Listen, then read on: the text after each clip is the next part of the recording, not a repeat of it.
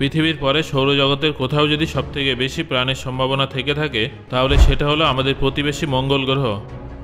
বছরের পর বছর ধরে চলা গবেষণা থেকে এটা জানা গেছে যে এই ছোট লাল এবং অত্যন্ত ঠান্ডা গ্রহটা প্রারম্ভিক পর্যায়ে আমাদের পৃথিবীর মতোই ছিল। মঙ্গল গ্রহে পাঠানো মিশন থেকে আমরা এটা জানতে পেরেছি যে আজ থেকে কয়েক বিলিয়ন বছর আগে এই গ্রহে তরল জলে নদী এবং বেশ কিছু সুবিশাল হ্রদ উপস্থিত ছিল। এখানে সবথেকে বড় প্রশ্ন এটাই যে মঙ্গল গ্রহে কি আদৌ কখনো প্রাণের অস্তিত্ব ছিল নাকি ছিলই না। বিজ্ঞানীদের দীর্ঘদিনের রিসার্চ এবং স্টাডি থেকে আমরা মঙ্গল গ্রহে প্রাণীর উপস্থিতির বেশ কিছু সংকেত এবং সম্ভাবনার কথা জানতে পেরেছি। বিজ্ঞানীদের একাংশের মতে আজও মঙ্গল গ্রহের পৃষ্ঠের নিচে প্রাণের অস্তিত্ব থাকতে পারে। আবার কিছু কিছু বিজ্ঞানীদের মতে মঙ্গল গ্রহে কখনোই প্রাণের অস্তিত্ব ছিল না, সেখানে আমাদের পাঠানো মিশনের মাধ্যমে প্রাণের অস্তিত্ব তৈরি হয়েছে। বন্ধুরা, আজকের এই ভিডিওতে আমি আপনাদের 5টা এমন সম্ভাবনার কথা বলবো যার কারণে মঙ্গল গ্রহে প্রাণের উপস্থিতির বিষয়টা আরও গাঢ় হয়ে উঠবে। সবার প্রথমে আপনাদের এটা জানতে হবে যে আমরা যখনই মঙ্গল গ্রহে কোনো প্রকার প্রাণীর কথা বলি তখন কিন্তু আমরা কোনো জীব বা কমপ্লেক্স লাইফের কথা নয়, বরং জীবাণু এবং এককোষী প্রাণী সম্পর্কে কথা বলি। যদিও এই সমস্ত অণুজীব পৃথিবীতে উপস্থিত প্রাণীর সামনে কিছুই নয়, কিন্তু আমরা যদি পৃথিবীর বাইরে অন্য কোনো গ্রহে এককোষী প্রাণীর সন্ধান করি তাহলে সেটা হবে এক যুগান্তকারী অনুসন্ধান। 1976 সালে মঙ্গল গ্রহে পাঠানো ভাইকিং ল্যান্ডারের মাধ্যমে মঙ্গল গ্রহে প্রাণের উপস্থিতির সাপেক্ষে প্রথম প্রমাণটা পাওয়া গিয়েছিল। ভাইকিং ল্যান্ডারের সাহায্যে মঙ্গল গ্রহে 3টে ভিন্ন ভিন্ন বায়োলজিক্যাল এক্সপেরিমেন্ট করা হয়েছিল, যার মধ্যে 2টো রেজাল্ট নেগেটিভ এসেছিল এবং একটা রেজাল্ট পজিটিভ এসেছিল। সেই সময় প্রথমবার মঙ্গল গ্রহের পৃষ্ঠে এই ধরনের কোনো এক্সপেরিমেন্ট করা হয়েছিল। দ্বিতীয় প্রমাণটা ছিল দূর আকাশ থেকে পৃথিবীতে আসা মার্শিয়ান মিটিওরাইট অ্যালান হিলস 84001। এই উল্কাপিণ্ডটা 1984 সালের 27শে ডিসেম্বর বিজ্ঞানীরা আন্টার্কটিকা থেকে পেয়েছিলেন। যখন এই উল্কাপিণ্ডটা সামনে থেকে স্টাডি করা হয় তখন বিজ্ঞানীরা জানতে পারেন যে আজ থেকে প্রায় 4 বিলিয়ন বছর আগে মঙ্গল গ্রহে এই উল্কাপিণ্ডটা নির্মাণ হয়েছিল এবং আনুমানিক 13,000 বছর আগে সেটা পৃথিবীতে ক্র্যাশ হয়েছিল। বিজ্ঞানীরা এই উল্কাপিণ্ডে অর্গানিক লাইফ ফসিলসের কিছু ধ্বংসাবশেষ পেয়েছিলেন, যেটা মঙ্গল গ্রহে প্রাণের অস্তিত্ব অনুসন্ধানের ক্ষেত্রে একটা বড় প্রমাণ হিসেবে গণ্য করা হয়েছিল। তৃতীয় প্রমাণটা পাওয়া গিয়েছিল নাসার কিউরিওসিটি রোভারের মাধ্যমে। মঙ্গল গ্রহে শীতের মরশুম শেষ হওয়ার সময় কিউরিওসিটি বেশ কয়েকটা আন্ডারগ্রাউন্ড লোকেশন থেকে মিথেন এমিশনের খোঁজ পেয়েছিল। সাধারণত জিওথার্মাল প্রসেসের কারণে মিথেন এমিশন হয়ে থাকে, তবে বায়োলজিক্যাল প্রসেসের জন্য মঙ্গল গ্রহে মিথেন এমিশন হতে পারে। এই অবস্থায় মঙ্গল গ্রহে প্রাণের অস্তিত্ব অনুসন্ধানে ব্যস্ত বিজ্ঞানীরা একে অর্গানিক লাইফের সঙ্গে যুক্ত করে বিচার করছেন।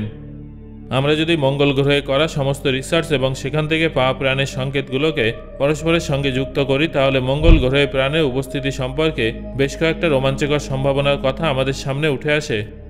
তাহলে চলুন সেগুলো জেনে নেওয়া যাক। নাম্বার 1, মঙ্গল গ্রহে কখনো প্রাণের অস্তিত্ব ছিল না। এই সম্ভাবনা অনুসারে মঙ্গল গ্রহ এবং পৃথিবীর অতীত প্রায় একই রকম হলেও মঙ্গল গ্রহে কখনোই সেরকম পরিস্থিতি তৈরি হয়নি যে পরিস্থিতিতে আমাদের পৃথিবীতে প্রাণের অস্তিত্ব শুরু হয়েছিল।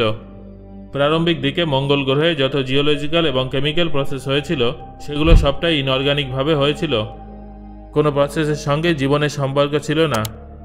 আজ থেকে আনুমানিক 3 বিলিয়ন বছর আগে মঙ্গল গ্রহের বায়ুমণ্ডল ধ্বংস হয়ে যায়, যার ফলে এই গ্রহে লিকুইড ফর্মে উপস্থিত জল শুকিয়ে যায় এবং মঙ্গল গ্রহ এখনকার মতো শুষ্ক হয়ে যায়। বেশিরভাগ বিজ্ঞানীদের মতে মঙ্গল গ্রহে কোনো ধরনের প্রাণের অস্তিত্ব নেই।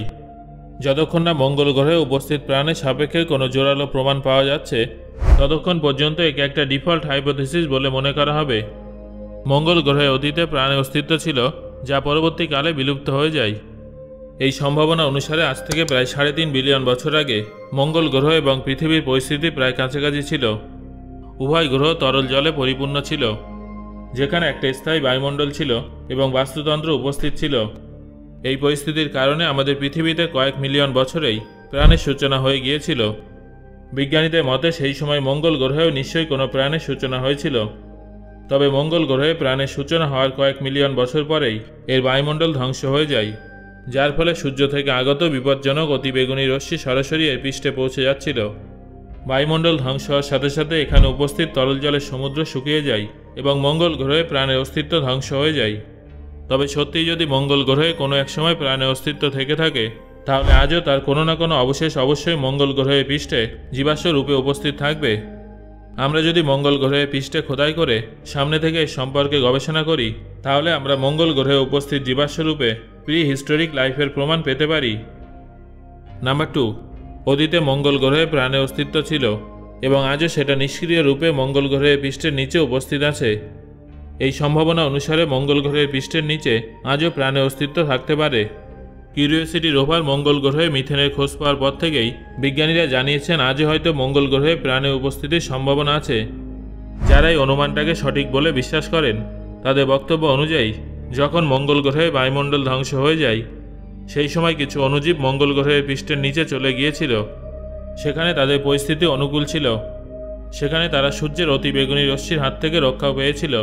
পাশাপাশি সেখানে তারা একটা স্থিতিশীল তাপমাত্রা এবং মাঝে মাঝে প্রবাহিত তরল জলও পেয়ে যায়, যার ফলে এই সমস্ত অণুজীব পুনরায় অ্যাক্টিভেট হয়ে যায় এবং মঙ্গল গ্রহের পৃষ্ঠের নিচে বায়োলজিক্যাল ফাংশন শুরু করে দেয়। যদি এই অনুমানটা সত্যি হয়, তাহলে আজও মঙ্গল গ্রহের পৃষ্ঠের নিচে অণুজীবের উপস্থিতির সম্ভাবনা আছে। নাম্বার 3, আমাদের পৃথিবী থেকেই মঙ্গল গ্রহে প্রাণের সঞ্চার ঘটেছে। এই সম্ভাবনা অনুসারে আজ থেকে প্রায় 65 মিলিয়ন বছর আগে কয়েক কিলোমিটার ব্যাসযুক্ত বিশালাকার গ্রহাণু আমাদের পৃথিবীর সঙ্গে ধাক্কা খেয়েছিল। সেই সংঘর্ষটা এতটাই ভয়ানক ছিল যে পৃথিবীর সম্পূর্ণ বায়ুমণ্ডল কয়েক বছর পর্যন্ত ধুলো এবং ধ্বংস স্তূপে ঢেকে গিয়েছিল, যার ফলে বিশালাকার ডাইনোসরের বিলুপ্তি ঘটেছিল।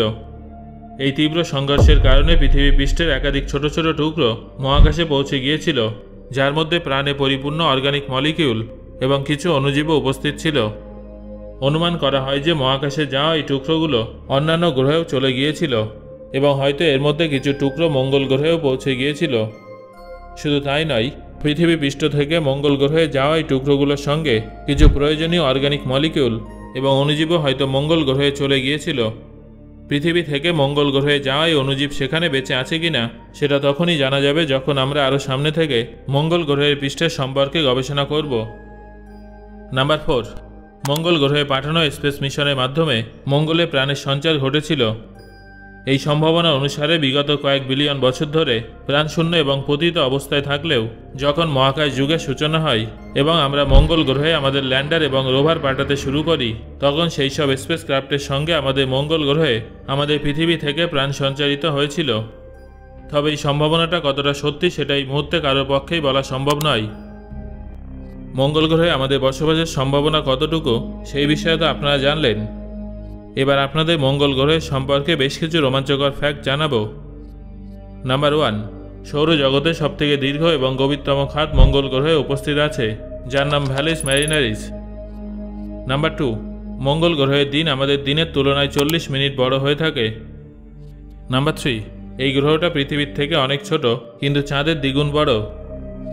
নাম্বার 4, মঙ্গল গ্রহের ব্যাস পৃথিবীর ব্যাসের অর্ধেকেরও কম। নাম্বার 5, মঙ্গল গ্রহ থেকে মার্চ মাসের নামকরণ হয়েছে। নাম্বার 6, মঙ্গল গ্রহের গড় তাপমাত্রা -81 ডিগ্রি সেলসিয়াস হয়ে থাকে। এই গ্রহে মূলত carbon die oxide, oxygen, nitrogen ইত্যাদি গ্যাস আছে। নাম্বার 7, পৃথিবীতে যেখানে 24 ঘন্টা একদিন এবং 365 দিনে এক বছর হয়ে থাকে, সেখানে মঙ্গল গ্রহে 24 ঘন্টা 37 মিনিটে একদিন এবং 687 দিনে এক বছর হয়ে থাকে। নাম্বার 8, মঙ্গল যখন সূর্যকে প্রদক্ষিণ করে তখন তার গতিবেগ থাকে প্রতি সেকেন্ডে 23.2 কিলোমিটার। বন্ধুরা, এই ভিডিওতে আলোচিত এই সম্ভাবনাগুলোর মধ্যে কোনটা সত্যি হতে পারে বলে আপনার মনে হচ্ছে সেটা অবশ্যই আমাকে কমেন্ট করে জানান। ধন্যবাদ।